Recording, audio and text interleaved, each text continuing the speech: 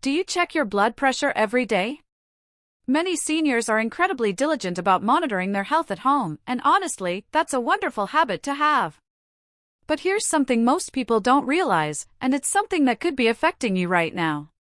Small mistakes in how you measure can lead to readings that are significantly off from your true blood pressure. We're not talking about minor differences here. These errors can dramatically affect the medications you take and the health decisions you make every single day. If you're over 60, let's take a few minutes together to learn how to measure your blood pressure correctly so you can take better care of yourself and feel genuinely confident in your numbers. What I'm about to reveal is information that 97% of doctors simply never have time to explain during a rushed 15-minute appointment. There's one critical mistake, and I'm calling it mistake number 1, that almost every senior makes without even knowing it. This single error can add 20 points to your reading. 20 points. Think about what that means. That's the difference between a normal reading and a crisis, between going about your day peacefully and being rushed to the emergency room in a panic. A groundbreaking analysis published in the American Journal of Hypertension reviewed over 12,000 home blood pressure readings and discovered something alarming. Measurement technique errors were present in 73% of cases. 73%. That means nearly 3 out of 4 seniors are making important health decisions based on numbers that are simply wrong. Stay with me for the next 37 minutes, and I'll reveal all 11 mistakes in order, saving the most dangerous one for last. By the end of this, you'll have a complete protocol that transforms your home monitor from a source of confusion and anxiety into a genuinely life-saving medical tool. But first, I'd love it if you'd drop your age in the comments right now. I want to know who I'm talking to because these mistakes affect different age groups differently. Type 1 if you measure your blood pressure at home. Type 0 if you don't. I read every single comment, and I genuinely want to hear from you. Here's something I need you to understand before we go any further. Mistake number 1, the one I'm saving for last, is so shockingly simple that when I reveal it, you might not believe me at first. You might think there's no way that could possibly make that much difference. But I'm going to show you exactly how it adds 20 points to your reading, and once you see it, you'll never measure the same way again. Now, before I reveal these 11 mistakes, you need to understand something that changes everything. Something that explains why your readings bounce around so much, why your doctor's numbers never seem to match yours. Here's what's really happening inside your body. Think of blood pressure measurement like trying to photograph a hummingbird. Your blood pressure isn't a fixed number sitting there waiting to be measured. It's constantly moving, constantly changing, responding to everything around you. Your emotions, your posture, even your bladder. Yes, your bladder. We'll get to that in a moment. Research from the Cleveland Clinic studied 1,847 seniors over 16 weeks and discovered something remarkable. When technique errors were corrected, average readings dropped by 15 points without any change in medication. 15 points. That's seniors who were being treated for high blood pressure they didn't actually have, taking medications they never needed, experiencing side effects that were completely unnecessary. The good news is that every single one of these 11 mistakes is completely fixable. And I'm going to show you exactly how, starting with mistake number 11 and building all the way to the most critical error of all. Let me tell you about Margaret Thompson first because her story is going to reveal mistake number 11 in a way you'll never forget. When I tell you what happened to her, you're going to realize you might be making the exact same error without even knowing it. Margaret Thompson was a 71-year-old retired elementary school teacher from Phoenix, Arizona. For 32 years, she taught 3rd grade at Sunny Slope Elementary, known throughout the community for her patience with struggling readers and her famous oatmeal cookies at every bake sale. She was meticulous about her health, the kind of woman who never missed an appointment, who took her medications exactly as prescribed, who did everything right. She bought the highest-rated blood pressure monitor she could find, read every word of the instruction manual, and started checking every morning at exactly 7:15. For 3 years, her readings were beautiful. 124/76. 126/78. Textbook. Perfect. Her doctor was pleased. Margaret was proud. Everything was under control. Then something terrifying happened. Over the course of just 1 week, her readings exploded. 165/95. Then 170/98. Then 168/96. Margaret called her daughter in tears. "I think I'm having a stroke," she said, her voice trembling. "Something is terribly wrong with me." But here's what Margaret didn't know. Here's what makes mistake number 11 so dangerous. Nothing had changed about her health. Not a single thing. Something had changed about her routine. 3 weeks earlier, her daughter had suggested she get more morning exercise. Great advice, right? So Margaret started walking to her mailbox each morning to get the newspaper. Just a 2-minute walk down her driveway. Then she'd climb the 14 stairs back to her bedroom where she kept her monitor. Harmless morning activity. Except it wasn't harmless at all. Mistake number 11 is taking your blood pressure right after any physical activity, even light activity, even activity that doesn't feel strenuous at all. Here's why this matters so much, and this is something that most people never learn. Think of your cardiovascular system like a car engine. When you walk, even slowly, you're pressing the gas pedal. Your heart rate increases. Your blood vessels dilate to deliver more oxygen to your muscles. Your nervous system shifts into active mode. Stress hormones release to support physical effort. And just like a car engine doesn't instantly cool down when you stop driving, your cardiovascular system doesn't instantly return to idle when you stop moving. It takes time. 5 minutes minimum, sometimes longer. Margaret's walk and stair climb activated her system.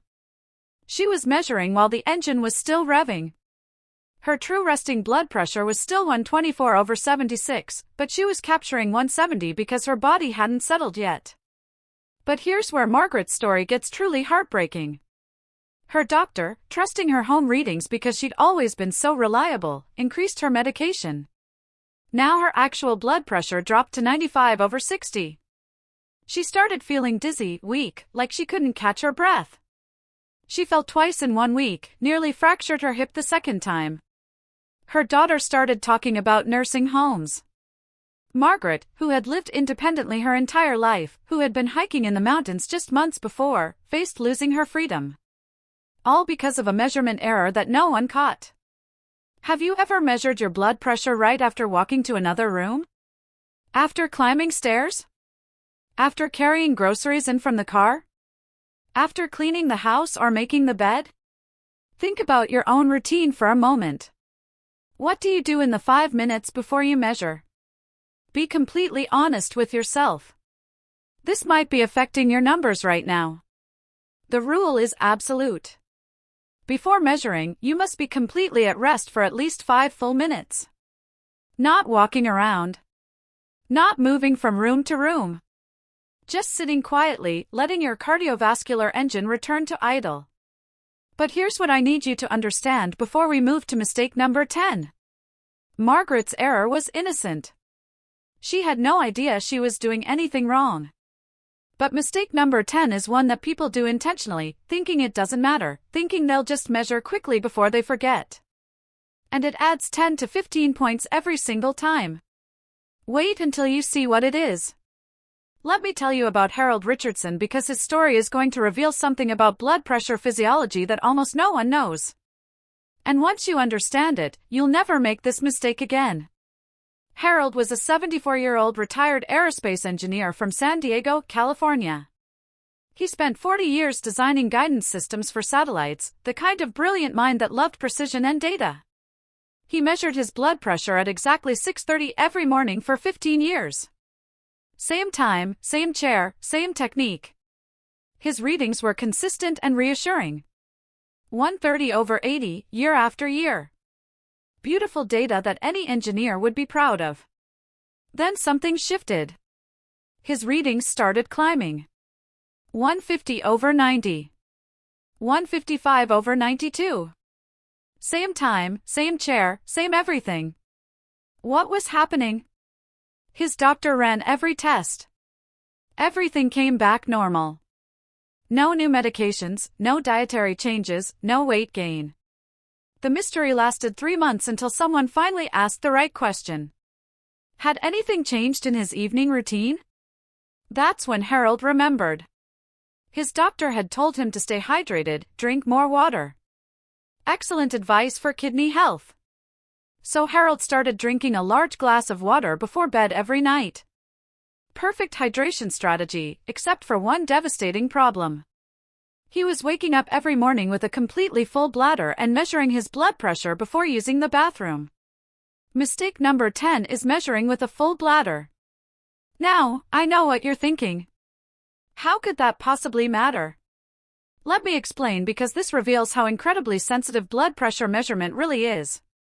Think of your bladder like a balloon inside your abdomen.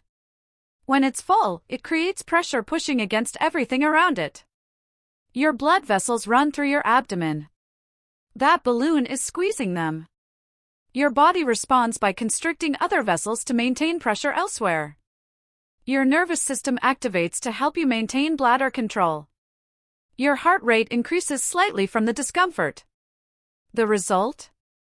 10 to 15 points added to your reading, sometimes more. The moment Harold started using the bathroom before measuring, his readings dropped right back to 130/80. 15 years of reliable data nearly destroyed by a glass of water at bedtime. Here's a quick question for you. When you measure in the morning, do you use the bathroom first, or do you measure and then go? Be honest with yourself. This matters more than you might think. But Harold's story teaches us something even more important, and this connects to why mistake number 1 is so catastrophic. Blood pressure isn't a fixed number. It's a living measurement that responds to dozens of variables in real time. Every mistake we discuss exploits one of these variables. And the mistakes that are coming exploit even bigger ones. If you're finding this valuable so far, I need you to do something. Hit that subscribe button right now. I release new evidence-based health videos every week, and the information I share could genuinely save your life or the life of someone you love. Now let me show you. Mistake number 9. This one is going to seem obvious at first, until you understand the mechanism behind it. And once you understand the mechanism, you'll realize why even small violations destroy your reading completely. Mistake number 9 is talking or moving during measurement. Let me tell you about Diane Kowalski, a 71-year-old retired dental hygienist from Tampa, Florida. She was known in her neighborhood for her evening phone calls, spending an hour every night catching up with her daughter Jennifer, who lived 3 states away. It was their special time together. Diane measured her blood pressure every evening at 7 o'clock while on these calls. She'd strap on the cuff, press start, keep chatting about her grandchildren, get her reading, jot it down, and continue the conversation. She did this for 2 years without thinking twice about it. Her evening readings were always 15 to 20 points higher than her morning readings. Her doctor was puzzled. They tried different medications for different times of day. Some kind of reverse white coat effect, they theorized. Nothing made sense until I asked her to show me exactly how she measured. The phone call. The talking. There was the answer. But I wasn't just talking quietly, Diane protested. I wasn't upset or arguing. It was pleasant conversation about my grandchildren. How could that matter? Here's how. When you talk, you engage muscles throughout your throat, chest, and abdomen. You alter your breathing pattern completely. You activate your nervous system. Even calm, pleasant conversation changes your physiology in measurable ways. Think of the blood pressure cuff like a stethoscope listening for a whisper in a library. It's detecting incredibly subtle pressure waves in your artery. The exact moment blood flow becomes turbulent as the cuff squeezes. The exact moment it becomes smooth again as pressure releases. These are tiny, delicate sounds that require absolute stillness to detect accurately. Any muscle activity, any talking, any movement is like someone coughing in that library. The whisper gets lost in the noise. And here's the critical part that terrifies me as a doctor. The cuff doesn't fail, obviously. It doesn't give you an error message that says measurement invalid, please remain silent. It gives you a number, a confident, official-looking number displayed right there on the screen. A raw number, usually higher than reality. Diane's evening blood pressure wasn't actually elevated. Her measurement technique was corrupted by conversation. The moment she started measuring in complete silence, her evening readings matched her morning readings perfectly. 2 years of confusing data explained by phone calls with her daughter. Here's something I want you to honestly assess about your own habits. Are you completely still and silent when you measure? Does anyone talk to you during the reading? Does your phone ring? Do you answer it? Do you have the television on in the background? Do you shift in your chair when the cuff gets tight and uncomfortable? These small things that seem completely insignificant, create big errors. Now we're getting to the mistakes that surprise people most. Mistake number 8 is about physics. Specifically, the physics of gravity and what it does to the pressure in your arteries. Let me tell you about Thomas Martinez, a 76-year-old retired firefighter from Houston, Texas. 32 years with Station 14 saved more lives than he could count. He came to his appointment absolutely convinced his home monitor was defective. At home, his readings were consistently 115/70. Excellent numbers. In the doctor's office? 140/85. 25 points different. He bought 3 different monitors over 6 months, thinking each one was broken. Spent hundreds of dollars trying to find one that worked. Frustrated beyond words. I asked him to show me exactly how he measured at home. He sat on his low couch, rolled up his sleeve, and held his arm straight out in front of him, elevated and unsupported, while the cuff inflated. There. That was the problem. Mistake number 8 is incorrect arm position. When your arm is above your heart, gravity reduces the pressure in that arm. Blood has to fight gravity to reach your elevated hand. The reading comes out falsely low. When your arm is below your heart, hanging by your side or resting on your lap in a low chair, gravity increases the pressure. Blood flows down easily, creating a reading that's falsely high. Think of it like water pressure in your house. The faucet in your basement has stronger pressure than the one in your attic. Why? Gravity. The same principle applies to blood pressure in your arm versus your heart. The difference can be 10, 15, even 20 points just from arm position alone. The correct position, and I need you to visualize this carefully, is this: sit in a chair with back support. Keep your feet flat on the floor. Rest your arm on a table so that the middle of the cuff, when placed on your upper arm, is exactly level with the midpoint of your chest. That's heart level. Use a pillow under your arm if needed to get the height right. Your arm must be supported and relaxed, not held up by muscle effort. Thomas fixed his position. His readings immediately matched the office numbers. Problem solved with a simple adjustment. Now, if you think arm position is surprising, wait until you hear mistake number 7. This one doesn't just affect your reading by 10 or 15 points. It can throw your numbers off by 30, 40, even 50 points. And almost no one thinks about it. Before I reveal it, I want to hear from you. On a scale of 1 to 10, how confident are you in your current blood pressure readings? Type your number in the comments. I'm genuinely curious because what I'm about to share changes everything for most people. Mistake number 7 is using the wrong cuff size. Now, I know this sounds technical and maybe even boring, but let me tell you about Ruth Brennan, and you'll understand why this seemingly small detail destroyed 3 years of her life. Ruth was a 69-year-old retired librarian from Portland, Oregon. For 31 years, she worked at the Multnomah County Library, helping children discover the magic of reading. She was petite, maybe 5'2", with thin arms and a small frame. She had a smile that could light up the entire children's section. She'd been treated for high blood pressure for 3 years based on home readings consistently around 155/92. Her doctor kept increasing medications. First 1 drug, then 2, then 3. Nothing seemed to work. Her readings stubbornly stayed high. But Ruth felt terrible. Constantly dizzy. So weak she could barely make it through grocery shopping. She'd have to sit down 3 times just walking through the store.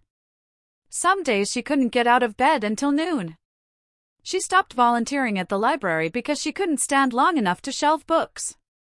Her grandchildren would visit, and she'd have to lie down after 10 minutes of playing with them. I can't do this anymore, she told her daughter one afternoon, tears streaming down her face. I feel like I'm 90 years old instead of 69. I used to be so active. Now I can barely function. These are classic signs of blood pressure that's actually too low. The medication was dropping her pressure to dangerous levels. But her home monitor kept saying it was too high. Every reading confirmed the need for more medication. The very medication making her sicker. When she came to me for a second opinion, I looked at her arms and immediately suspected the problem. I measured her upper arm circumference. 9 inches. Her cuff was designed for arms 11 to 14 inches. Far too large for her slender frame. Here's what happens with a wrong-sized cuff, and this is important because it reveals how the technology actually works. Think of the cuff like a blood pressure hug around your arm. When the cuff inflates, it needs to compress your artery just enough to temporarily stop blood flow, then gradually release while listening for specific sounds. If the hug is too loose, too spread out over your arm, it can't squeeze the artery properly. The monitor compensates by inflating higher. Reading? Falsely elevated. If the hug is too tight, concentrated on too small an area, it overcompresses. Reading? Falsely low. Either way, you're not getting the truth. Ruth's cuff was giving her a false hug. The fabric couldn't compress her small arm effectively.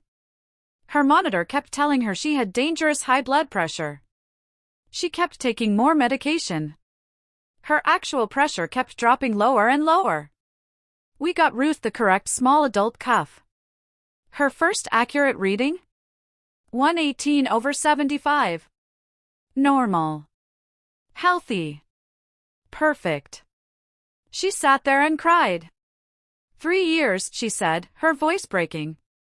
3 years of feeling awful. 3 years of missing my grandchildren's birthdays because I was too sick to celebrate. 3 years of thinking I was dying. And it was the cuff. Yes.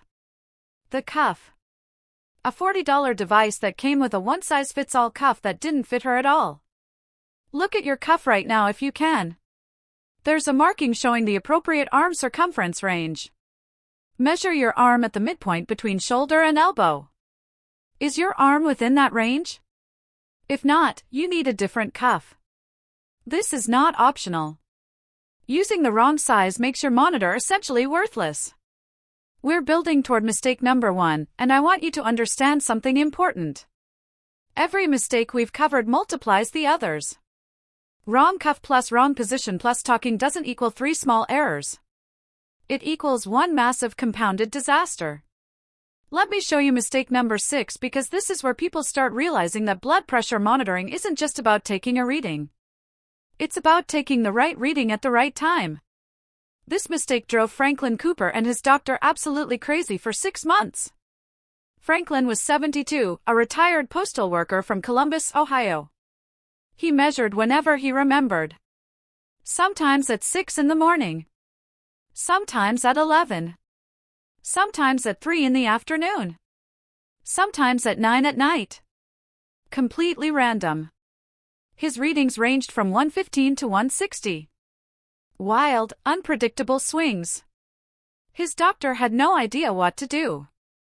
Was his blood pressure out of control? Should they increase medication?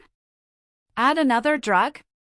The data was useless because it had no context whatsoever. Mistake number 6 is measuring at inconsistent times. Here's what Franklin didn't understand, and what most people don't realize. Your blood pressure follows a daily rhythm. It's lowest during sleep, rises sharply in early morning, peaks in late morning or early afternoon, then gradually decreases through the evening. This is normal. This is healthy. This is how your body is supposed to work. But if you measure randomly, you're capturing different points in that natural rhythm. The variations look like chaos, but they're actually just biology doing what biology does. We gave Franklin a simple protocol. Same 2 times every day. Morning before breakfast. Evening before dinner. That's it. Suddenly, the chaos disappeared. His blood pressure was fine. Had been fine all along. We'd just been looking at random snapshots instead of a coherent picture. Think about your own measuring habits. Do you check at the same times every day, or whenever you happen to remember? Consistency creates clarity. Randomness creates confusion. Now, mistake number 5 seems obvious, but almost no one actually does it correctly. And without this, everything else is wasted effort. Mistake number 5 is not keeping a proper log. Sandra Mitchell, 67, a retired accountant from Denver, came to her appointment saying her blood pressure was pretty good, mostly around 130, maybe 140, something like that. She couldn't remember the bottom number. No dates, no times, no records.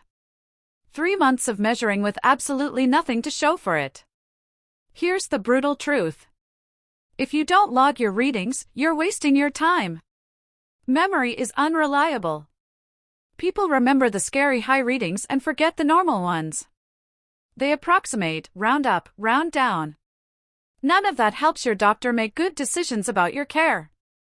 Every reading needs a date, a time, both numbers, and any relevant notes. Things like felt stressed after argument with neighbor or forgot medication this morning or walked upstairs right before. Real data reveals real patterns. Sandra started logging properly. 2 weeks later, we discovered her evening readings were consistently 15 points higher than mornings. We adjusted her medication timing. Problem solved. But only because we had real data to work with. If this is making sense to you, if you're realizing the gaps in your own technique, take a moment to tap that like button. It tells YouTube to show this video to more seniors who need this information. You could literally help save someone's independence with one tap. Now we enter the psychological territory, and this is where things get fascinating because your mind directly affects your blood pressure in ways that can create completely false readings. Mistake number 4 is about your emotions becoming your enemy. Mistake number 4 is measuring while stressed, anxious, or emotionally upset. Let me tell you about Edward Foster, and his story is going to reveal just how subtle this problem really is. Edward was 70 years old, a retired insurance adjuster from Chicago, Illinois. 42 years with State Farm, processing thousands of claims, always calm under pressure. His colleagues called him Steady Eddie because nothing rattled him. He was legendary for his composure. He measured every morning while watching the news, sitting on his couch, coffee in hand, television on, taking his reading during the morning broadcast. Same routine for years. His numbers were consistently high. 155/92. His doctor kept adjusting medications. Nothing brought the numbers down enough. But here's what was happening beneath the surface that Edward never realized. The morning news was triggering his stress response without him even knowing it. Crime stories. Political conflicts. Economic disasters. Weather emergencies. Every story designed to grab attention, to create urgency. Every story activating his sympathetic nervous system. Cortisol releasing. Adrenaline pumping. Blood vessels constricting. Heart rate climbing. And Steady Eddie, the man nothing rattled, was measuring his blood pressure right in the middle of that invisible physiological storm. I had him measure in a quiet room before the television went on. Complete silence. No stimulation. Just calm breathing for 5 minutes first. His readings dropped to 128/80. 27 points different. Same man, same monitor, same medications. Just different environment. But here's where this mistake creates a vicious trap that many seniors fall into, and I need you to listen carefully because this might be happening to you right now. Many people measure their blood pressure because they're worried about their blood pressure. The act of measuring creates anxiety. Will it be high today? What if something's wrong? The anxiety raises the pressure. They see a high number. The high number creates more anxiety. They measure again to see if it comes down. The second reading is even higher because now they're really worried. Anxiety spiral.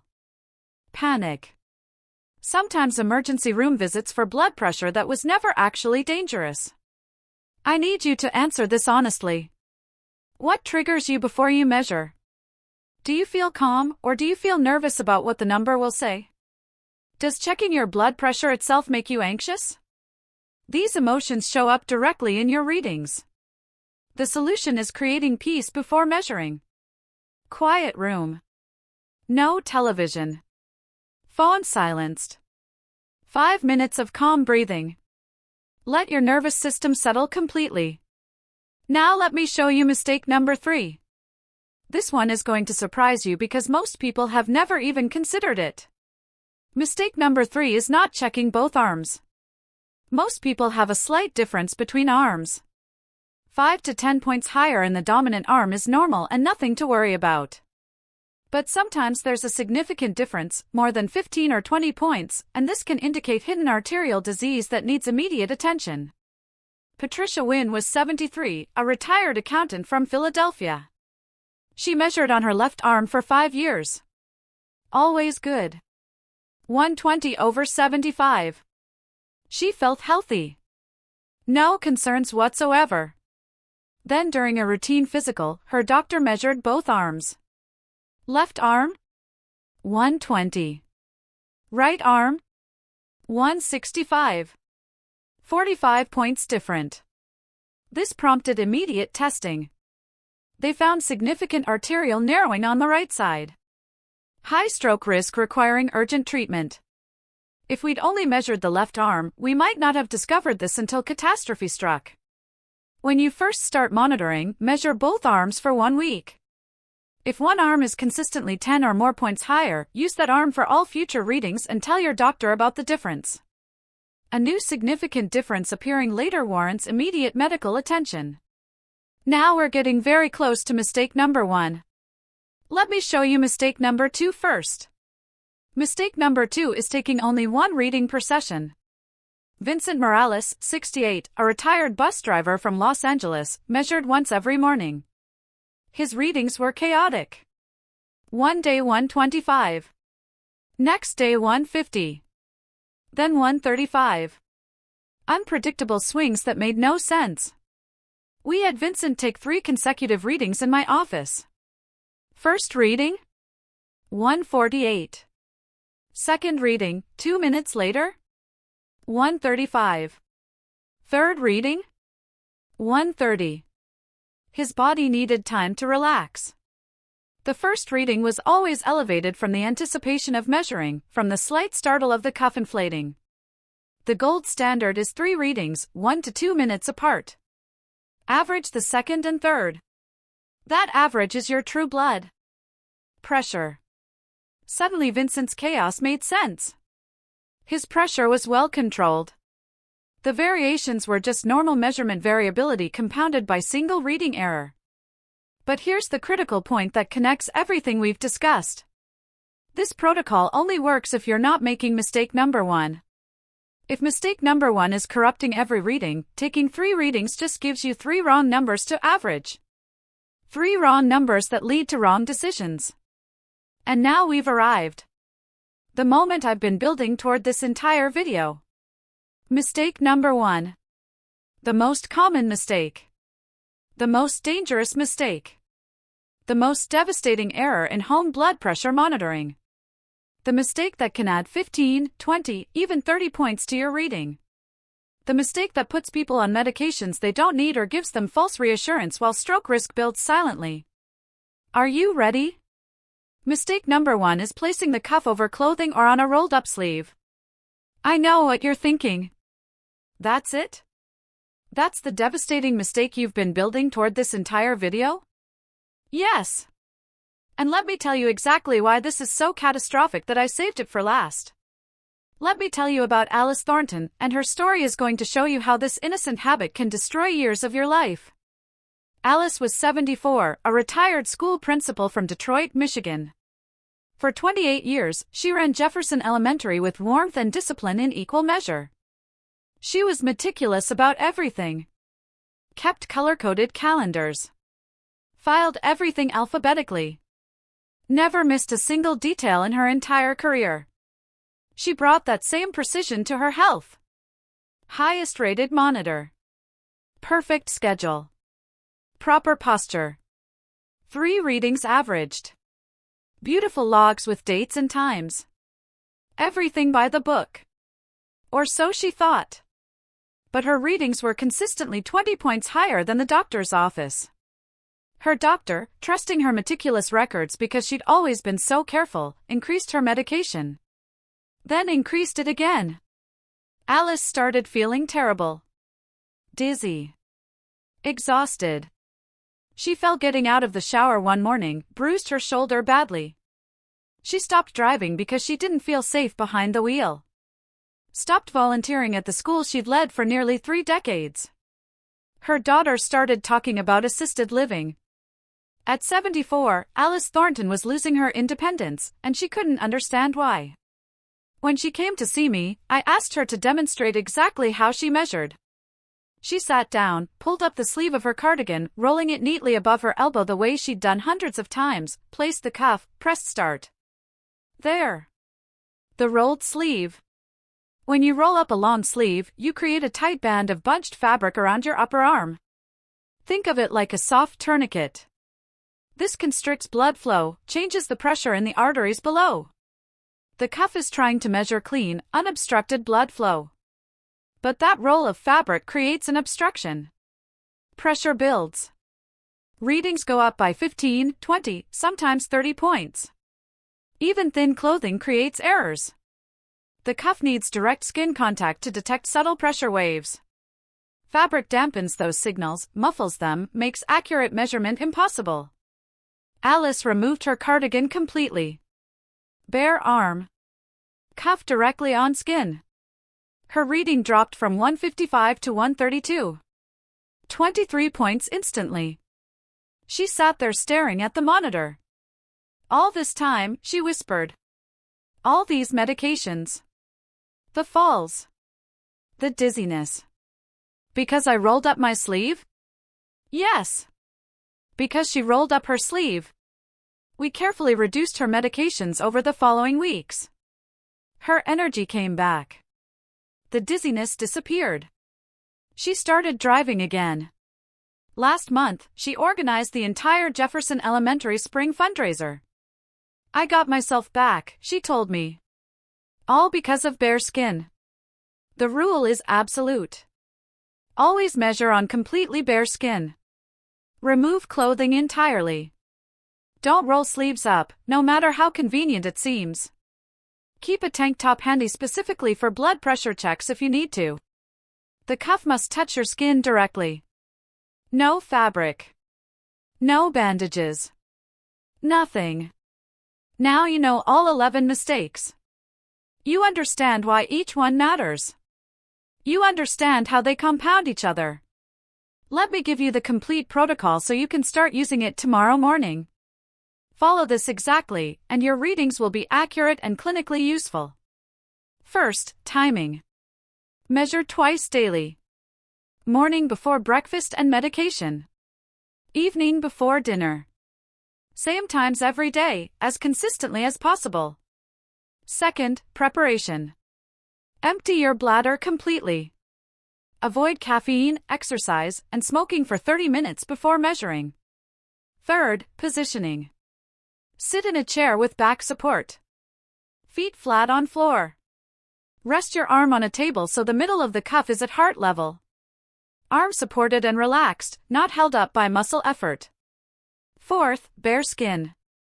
Remove all clothing from your upper arm. No rolled sleeves, no exceptions. Complete bare skin contact with the cuff. Fifth, rest. Sit quietly for 5 full minutes. No talking. No phone. No movement. Let your body settle completely.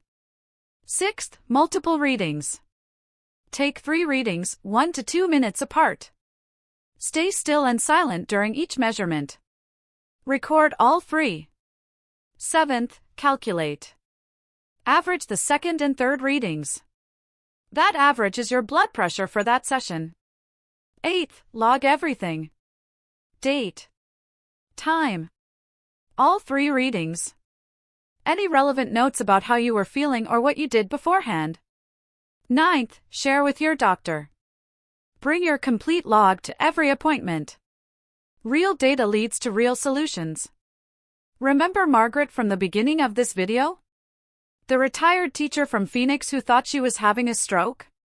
3 months after correcting her technique, her readings stabilized at 124/76. Her doctor carefully reduced her medications. The dizziness disappeared. Her energy returned. She's now walking 2 miles every morning with her golden retriever, Max. She told me last week, "I feel like I got 10 years back." All it took was learning how to measure correctly. Here's my challenge to you. Tomorrow morning, review these 11 mistakes. Pick the one you know you're making. Fix it. Just that one. See what happens to your numbers. Then come back and tell me in the comments what changed. I read every response, and your story might help another senior avoid the same mistakes. Which of these 11 mistakes have you been making? Type it in the comments right now. If this video helped you today, I'm going to ask you to do 3 things. First, drop a comment telling me which mistake surprised you most and which one you'll fix first. Second, hit subscribe and tap the notification bell. Next week, I'm releasing a video on 7 foods that naturally support healthy blood pressure. Third, share this with someone you care about. Your spouse, your children, a friend who measures at home. This information could prevent an unnecessary emergency room visit or save a life. Your blood pressure is one of your most important health numbers. It predicts your risk of stroke, heart attack, kidney disease, even how sharp your mind stays as you age. Managing it properly adds quality years to your life. But you can only manage what you accurately measure. You now have the complete protocol. You know all 11 mistakes. The next step is yours. One change tomorrow morning. That's all it takes to start getting readings you can trust. Your body hasn't given up on you. Your monitor hasn't failed you. You just needed the right information, and now you have it. Beyond these 11 mistakes, there's something else worth understanding about blood pressure that many seniors overlook. Your readings tell a story over time, not just in a single moment. When you track your numbers consistently using proper technique, patterns emerge that reveal how your body responds to stress, sleep quality, physical activity, and even seasonal changes. Many people notice their blood pressure tends to rise slightly during winter months when blood vessels constrict in response to colder temperatures. Others discover that certain foods, particularly those high in sodium, create noticeable spikes within hours of eating. Keeping detailed notes alongside your readings can help you and your doctor identify these personal triggers.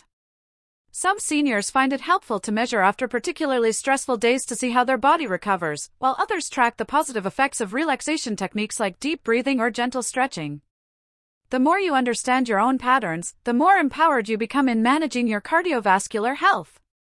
Remember, accurate measurement is just the beginning.